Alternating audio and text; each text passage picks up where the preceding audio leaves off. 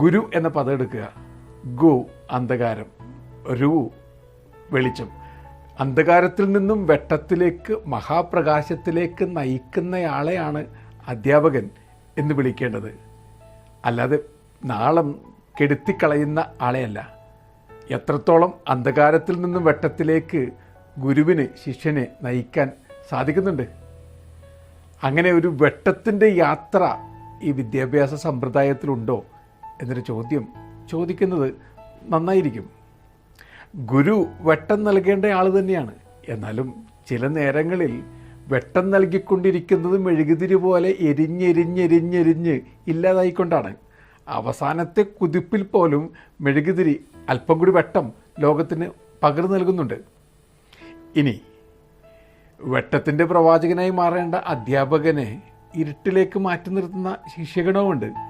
ഈ ഗുരുവിനെ ദൈവസ്ഥാനത്ത് നിർത്തി പൂജിക്കുന്ന ആ പാരമ്പര്യമൊക്കെ മാറിപ്പോയിട്ടുണ്ടോ എന്നൊരു ചിന്തയാണ് എനിക്ക്. ഇപ്പോൾ ഗുരുവിന് വിലയില്ലാതായി മാറിയിട്ടുണ്ടോ? പേനയുണ്ടോ മോനെ എന്ന് ഗുരു ശിഷ്യനോട് ചോദിക്കുകയാണ്. പേനയില്ല സാറേ, പേന കത്തിയുണ്ട് എന്ന് പറയുന്ന മട്ടിലായി മാറിയിട്ടുണ്ട് സംസ്കാരത്തിൻ്റെ ഒരുതരം അധപതനം.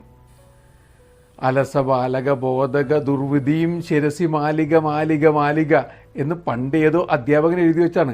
അലസനായിട്ടുള്ള ബാലകനെ പഠിപ്പിക്കുക എന്ന തലവര എൻ്റെ തലയിൽ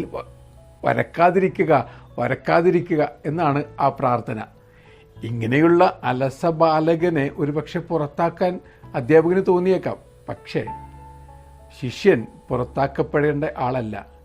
ഫിറ്റ് ഇൻ അല്ലാത്തത് കൊണ്ട് അയാളെ പുറത്താക്കേണ്ടത് ശരിയായ രീതിയല്ല. ഹിറ്റ്ലർ പുറത്താക്കപ്പെട്ട വിദ്യാർത്ഥിയാണ്.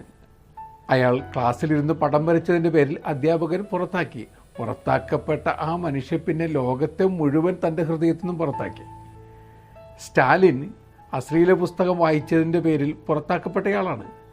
അയാൾ പുറത്താക്കപ്പെട്ട നേരത്ത് അയാളുടെ ജീവിതത്തിൽ മനുഷ്യരോടുള്ള സ്നേഹവും പടിയടച്ച് പിണ്ടം വെക്കപ്പെട്ടു. ഇതുപോലെ തന്നെ മുസോളിനി ക്ലാസ്സിൽ നിന്നും പുറത്താക്കപ്പെട്ടയാളാണ്.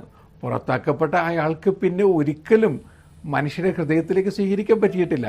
അപ്പോൾ പുറത്താക്കപ്പെട്ടവരുടെ എണ്ണം കൂടരുത്, അകത്താക്കപ്പെടുന്നവരുടെ എണ്ണമാണ് കൂടിക്കൊണ്ടേയിരിക്കേണ്ടത്. How many in, how many out എന്ന് ഓരോ ടീച്ചറും സ്വയം ചോദിക്കേണ്ട ചോദ്യമാണ്.